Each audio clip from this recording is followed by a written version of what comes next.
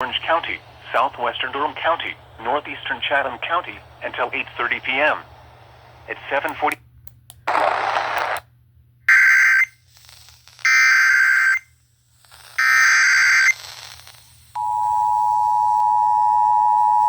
National Weather Service in Raleigh has issued a severe thunderstorm warning for southeastern Alamance County, southern Orange County, southwestern Durham County, northeastern Chatham County until 8:30 p.m.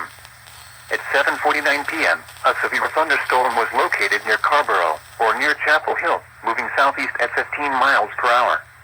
Hazard, 60 miles per hour wind gusts and penny-size hail. Source, radar indicated. Impact, expects damage to roofs, siding, and trees.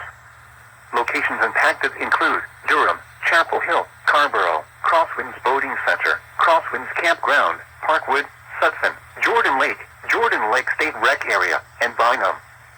Straight line winds can blow down trees, power lines, and damage mobile homes and other buildings.